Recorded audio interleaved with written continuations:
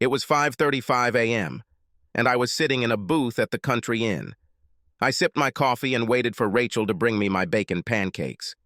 As I refilled my cup from the coffee pot on the table, I thought about what brought me here at this early hour. I was usually there 3 or 4 times a week, but never this early. It was actually the first time I was there that the doors opened at 5:30.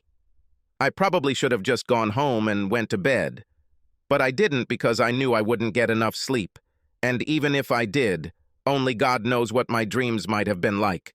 It was a story that happened 100 times a day somewhere on the third planet from the sun. A guy leaves town for 4 days, returns home 2 days early, and discovers that his girlfriend is not alone. I wondered how many times in these hundreds of stories the other man was a family member. I called Audrey to let her know I'd be home that evening instead of Saturday, but she didn't answer the phone. My flight arrived at 7, and by 8, I was already turning into the parking lot near our apartment. As I came around the bend, I saw Audrey come down the steps and get into a car that I recognized. I slammed on the brakes and stopped before I got close enough for her to see me and watched as she slid across the seat and kissed the driver. To say I was surprised would be an understatement. Audrey always told me that she couldn't stand my brother. According to her, he was an arrogant asshole who thought his shit didn't stink. So why did she get into his car and kiss him? Sam started driving, and I let him get ahead of me a little, then followed him far enough so that he couldn't see me in the rearview mirror. They pulled into the parking lot of Duke's Steakhouse, parked, kissed, and then got out of the car and entered the restaurant. I was familiar with the Duke's location and knew there was no way I could follow them without being noticed, so I found a parking spot where I could see Sam's car and then settled down to wait. When they came out, they got in the car and hugged for about 5 minutes, and then I followed them to The Barn, which was a country western restaurant with a live band. As with the Duke, I was familiar with the insides of the barn and knew there was no place I could sit without being seen. So I parked again, where I could keep an eye on Sam's car, and settled down to wait. They stayed there for 2.5 hours, and when they came out, I followed them again. This time they headed to the Saddletree Motel. Sam checked in at the front desk, and then Sam and Audrey went into room 107. I gave them 15 minutes to figure out what they were, no doubt, there for. Then I walked over to Sam's car and let the air out of all 4 tires. Then returned, got into his car, and waited for them to get out. I wanted to see how Sam could cope with 4 wheels at 1:30 in the morning. While I was waiting, I wondered why.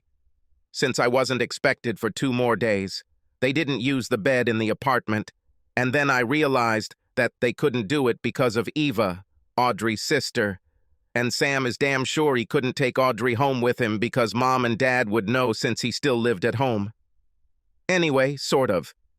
There was an apartment above the garage, and that's where he lived, and you could see the apartment from the kitchen window, and Mom or Dad would damn sure recognize Audrey. I was also wondering how it started and how long it lasted. I usually went out of town every 4 to 5 weeks or so, and I wondered if she did the same every time I went away.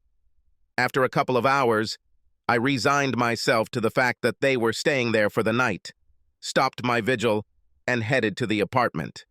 When I saw the sign for the country inn, I decided to stop for breakfast. I parked and walked up to the door just as Rachel was unlocking the door. I met Audrey during my senior year of college. She was a sophomore, and normally we would probably never have met since we didn't have any classes or friends in common. It was a Friday night fraternity sorority event that brought us together. In addition to members of my fraternity, there were members of other fraternities. Halfway through the party, I was heading to the bathroom and had just reached the top of the stairs when I heard, "Let go of me!" I turned the corner at the top of the stairs and saw a guy dragging a girl into one of the bedrooms. He wasn't a member of my fraternity, and I didn't know him, but I knew I had a responsibility to make sure his actions didn't bring our house into disrepute, so I walked up to him and told him to let the girl go. He turned to me and said, "Fuck off, asshole. It's none of your fucking business. Where I grew up, no one took the time to teach you the Marquis of Queensberry rules. Our rules were, Hit first, hit hard, knock him to the ground and don't let him get up. The word deed was still hanging in the air when I kneed him in the genitals, and as he bent at the waist, I elbowed him hard in the head. You can hurt your hand if you hit him without padded gloves. And he fell. I turned to ask the girl if she was okay, but all I saw was her ass as she hurried down the stairs. I shrugged and went to the bathroom. When I came out, the guy was sitting there shaking his head to try to clear it up. I went downstairs, called a couple of brothers, told them what happened, and we went up to get the guy out of the house. Ben recognized him and went to get a couple of his fraternity brothers to take care of him. I looked around for the girl but didn't find her, and after a couple of days I forgot about this episode. 3 weeks later, I was sitting at a table at Annie's Cafe having lunch when a girl approached me and asked if she could join me. She seemed vaguely familiar to me, so I invited her to sit down. She saw me trying to recognize her and said, "You don't remember me, do you? You seem familiar to me, but I can't remember you. Party at the Kappa house. You saved me from that Neanderthal. I didn't get a good look at you, and when I looked for you after it was all over, you were already gone. I should have thanked you, but I got scared and ran away." Then I got the story. She actually didn't want to come to the party because she had heard horror stories about what happened at frat parties. Things like date rape drugs being used on unsuspecting girls and other dangers, but her sorority girls had convinced her that nothing like that had ever happened at Kappa. So she went and everything was fine until she needed to go to the bathroom. The guy caught her leaving the bathroom, called her a tease and said he was going to teach her a lesson. Then you showed up and saved me. So what did you do that made him think you were a tease and were teasing him? Nothing. I just tried to be friendly to everyone who was there. Earlier in the evening, a guy was hitting on me and I let him know that I wasn't interested, but I couldn't think of anything I could do that could be construed as teasing. I should have thanked you for coming to my aid, but at the time, all I could think about was getting the hell out of there and getting as far away from this place as possible. This is the first time I've seen you since then, so I came over to express my belated gratitude to you. Oh, and by the way, my name is Audrey. Well, Miss Audrey, I accept your belated gratitude, but if you are truly grateful, I think you should go on a date with me. At least once. I would like that. When? Are you free tonight? Yes. Will it be okay at 6? Great. That date led to many more, and by the time I graduated 3 months later, we were a steady couple. We started making love after our 10th date. Neither of us were virgins, so there was no awkwardness. We seemed to have a great time together. I learned that Audrey had a strange side to her character. She liked to make love in places where there was some risk of being noticed. It turned her on, and her arousal turned me on. We were never caught, but came close a couple of times. She first met my family at a graduation party my parents threw for me. Mom and Dad took to her immediately, and my brother Sam couldn't seem to take his eyes off her. I didn't think about it at the time. Audrey was a beautiful girl, and I was used to men watching her and wanting her to belong to them. Before I wanted to take Audrey home, my sister pulled me aside and said, "You're very lucky, bro. Don't let her leave." That night when I drove Audrey back to the dorm, I proposed to her and she said, "Yes, but not until I graduated. As soon as I receive my diploma, I will walk down the aisle to you." I thought it was reasonable, even if I didn't want to wait that long. I hadn't found a job yet, so I went with Audrey when she went home for the summer and spent a week with her family. I liked her parents and little sister Ava, and they seemed to like me. At the end of the visit, I went home to begin my job search. Audrey stayed with her parents until the end of the summer holidays, so I was pretty much able to focus entirely on finding a job. Luck was on my side, and I found a good job within a week of starting my search. Along with my new job, I changed my lifestyle. It's time for me to cut the apron strings, so to speak. I was living at home, and now that I had a job, it was time for me to find my own place. My graduation gift from my parents was a check for $10,000, and I used part of it to pay the first and last month's rent and security deposit. I used some of the rest to furnish the apartment. I talked to Audrey almost every evening, and while telling her about the new job, kept mum about the apartment, intending to surprise her with it when she returned to school. Audrey returned to school 3 days before classes started. I met her at the airport and headed to the apartment. When I parked in the parking lot, she asked, "Why did you stop here?" "I thought that since we haven't made love in over a month, you might want to try my new bed." "Your new bed?" "Yeah. Now I live here." Once inside, I led her through the rooms, leaving the bedroom for last. Once in the bedroom, I casually mentioned that there was plenty of room in the closet for her things, and that there were still 3 empty drawers in the dresser. "Of course, if you'd rather live in a dorm than here with me, I'm sure I can fill them with something." "When can I move?"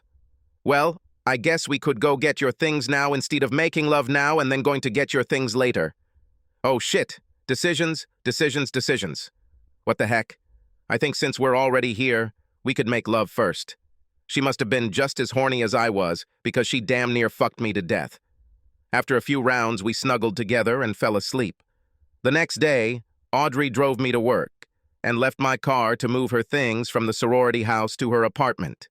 We stopped and had dinner after she picked me up from work, and then we went back to the apartment, and she did everything she could to drive me to the point of impotence. The next year passed as we adjusted to each other's almost constant presence. As with all new full-time partnerships, there were hiccups along the way. Audrey was still a full-time student with class schedules, projects, and study groups to work with, and she still belonged to her sorority and had to attend their events. For my part, I sometimes had to work late, work on Saturdays, and occasionally travel out of town on business. But we made it through, and it gave us a very good idea of what life would be like when we got married. Audrey still insisted that marriage would not take place until she finished school. I didn't care because, as far as I could tell, we were already married and just didn't have time to complete the paperwork. I had some earned time off, so when the summer holidays came, I was able to go to her house with Audrey for a week, and then I had to go back to work. I spent a rather miserable 5 weeks alone. We actually talked on the phone 2 or 3 times a week, and we exchanged a hell of a lot of "I love you" and "I miss you." When Audrey returned 2 weeks before school started, we spent most of our time in the bedroom trying to catch up. One of those nights, as I lay next to her, satisfied as hell and tired of what she had just put me through, she said, "I need a favor. I need a really big favor. After what you just did to me, I don't think I can refuse you anything." "What's the matter?" "My sister Eva will arrive on Saturday. She will begin her first school year. Would you mind if she stayed here with us until she gets back on her feet?"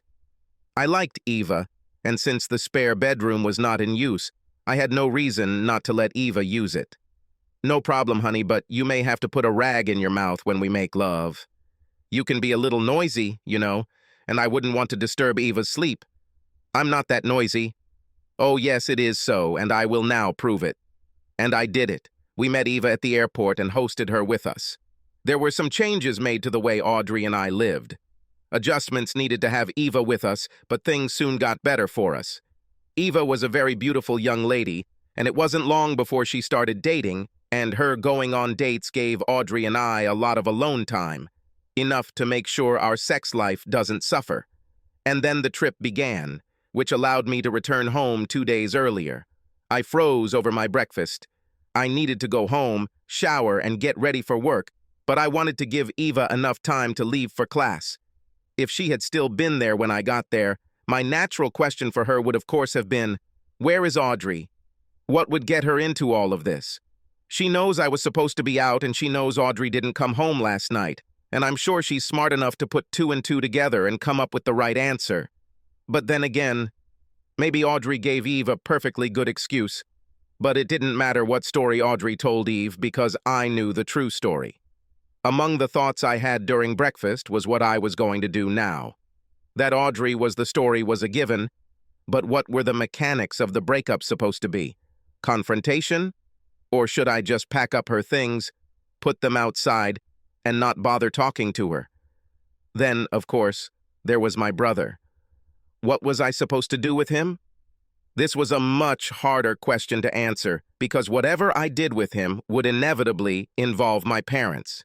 They will almost certainly want to know why my relationship with Sam has changed. They'll want to know why I won't attend family functions if Sam is there, and I'll have to tell them. I wouldn't lie to them, so they would know the cold, hard truth. I didn't stay long enough, and Ava was still in the apartment when I got home. I saw the expression on her face. It turned pale, but I always thought it was a figure of speech until I walked in and Ava saw me. Her face actually turned pale, and that told me she knew what Audrey was doing. What she didn't know was that I already knew what was going on. So my question, how long has she been doing this, took her completely by surprise. She expected the question, where is Audrey? And probably already tried to come up with a good answer to this question. My question told her that no lie would work, and I could see in her face that she knew it, but I was not prepared for her answer. As far as I know, she never stopped. She never stopped? What does it mean? She had steady boyfriends throughout high school, and she cheated on every single one of them. When you came home with her for the summer, she acted decently, but as soon as you left, she started dating guys she'd known since middle school. I don't know much about it. I know for sure that every time you go on a trip, she meets someone. Sometimes she comes home at night, but usually she's gone by the time I leave for school. I was going to say something like, I thought you liked me enough to let me know what was going on, but I quickly realized how stupid that question would be. She and Audrey were family, and the old saying that blood is thicker than water would be true in this case. I guess now that you know you're going to kick her out, you are thinking right. What is my time frame? Your time frame? How much time do I have to find a place to stay for the night? Spend as much time as you want. I'm kicking out your sister, not you. I know it might make your relationship with her a little awkward that you're here after she left, but I don't see any reason to punish you for what she did. How you handle this with Audrey is up to you, but she won't be here when you get home from class. I'm going to pack up all her things and put them outside for her to see when she finally gets home. I went to the kitchen to get trash bags, and when I came out, Eva had already left for class. It only took me an hour to remove all of Audrey's presents from the apartment. Knowing that Audrey's first class today wouldn't start until 10:15, and assuming she'd be home before going to class, I settled in to wait for her to show up. She arrived at 9:40 and was surprised to see me. She came up to me and leaned over to kiss me and then asked, "When did you return home?" "Last night." "Why didn't you call me?" "I called, but you never answered." "Oh, shit." I turned off my phone so we wouldn't be disturbed while we were studying. While we were studying? Who are we? Some girls from my management and economics class. It was kind of like an overnight study. The lie rolled easily off her tongue, and if I hadn't seen what she did with my own eyes, I probably would have believed her. And then she asked, "What are those garbage bags by the door?" "These are all your things." "My stuff?" "Yes, Audrey, your things. I'm kicking you out of the apartment and out of my life." "You're not serious, are you? We love each other." "I can't speak for your lying ass, but my love for you died last night when I watched you and my idiot brother walk into room 107 at Saddletree. I got home just in time to see you get into Sam's car and then make out with the guy you told me you just couldn't stand because he was an arrogant asshole. After seeing this, I just had to follow you to see what was going on." She fell silent and looked at me for a few seconds, and then said, "Flat tires. Was it you?" I simply nodded my head affirmatively. "I guess I'd be wasting my time if I told you that you're the only one I love, and that Sam was just sex." "You would be right about that. I don't care why it happened. The only thing that matters is that you did it. I'm just glad I found out about you before I married you." When I said this, her whole behavior changed. She grinned at me and said, "I never intended to marry you. You were just something that got me through school. A constant and reliable source of sex and nutrition to get me through this. You don't make enough money, and your manhood isn't big enough for me to commit myself to you forever." And with these words, she turned and headed towards the door. When she got to the door, she turned to me, gave me the finger, said, "Fuck you," and then walked away. As the door closed behind her, I muttered, Damn, bitch! Hey, I was a guy, and if you really want to upset a guy, tell him his manhood is in pants that are a small size for her. Then I remembered how she acted whenever we had sex and realized that she was lying to me when she told me that my manhood was not big enough for her. She was either lying or the silver screen and Broadway stage were deprived of one of the greatest actresses to ever appear. Then I smiled, realizing that my male instrument was satisfying the one for whom it was intended, me. I showered and then slept for a couple of hours before getting up and going to work to turn in my trip paperwork. Then I went home, and when I got there, I saw that all of Audrey's things were gone. I made a meal out of the leftovers in the fridge and then decided to do away with the next annoying chore on my list. I headed to my parents' house, planning to visit my brother's apartment above the garage and let him know how unhappy I was with him. I went to the door and knocked. About a minute later, Sam opened the door and, seeing it was me, smiled and invited me in. The smile told me that Audrey hadn't called him to tell him they'd been caught. As a result, Sam still had a smile on his face when my right hand hit him in the jaw. He stumbled back and I followed him, kicking him in the groin. He fell to the floor and I kicked him a couple more times, and then I looked down at him and said, "In case you haven't figured it out yet, I know about you and Audrey. This is just an example of what I will do to you whenever you come near me from now on. I leave it up to you to explain to Mom and Dad why I never come to family functions when you are there." I turned and walked out of the apartment, leaving Sam lying on the floor, gasping for air. When I returned home, Ava was sitting at the kitchen table doing her homework. She looked up when I entered and said, "You did it. You really did it. You threw her out of here. Didn't I mean it when I told you I was going to do this? I knew you were upset, but I thought that since you love each other, you'll work things out somehow." "Not in this life, honey." "She called me. She wanted to know where I would live when you kicked me out. She couldn't believe you'd let me stay." I shrugged and said, "It's been a long, hard day, and I'm going to take a shower and go to bed." And I left her with her homework, and it was a long, hard day. From the moment I found out what was happening until I got into the shower, only a little over 24 hours passed. You'd think that after the day I'd have trouble sleeping, but I slept like a log. This morning I woke up to a conversation. I walked into the kitchen and found Sam there drinking coffee with Eve. "What the hell are you doing here?" I growled at him. "We need to talk, brother." "Why would I want to talk to a bastard like you?" "I need to tell you what happened." "And you think it will matter?" "You stabbed me in the back, you fucking asshole." "You do not understand. I had to do it." "Did you have to do this?" "This is what I need to hear." Eve stood up and said, "I'll leave you two to handle this." I had to go to class and she left. As soon as she walked out the door, Sam said, "Audrey made me do it." "Oh, for Christ's sake, Sam, do you think I'll believe such nonsense?" "This is true. She caught me doing something I needed to hide and threatened to expose me to Mom and Dad if I didn't do what she wanted. What could it be? Fucking little boys?" "Close, but no, not this." "Close?" "She caught me kissing a guy." "I'm bi, bro. I go both ways. I'm not the only one she cheated on you with."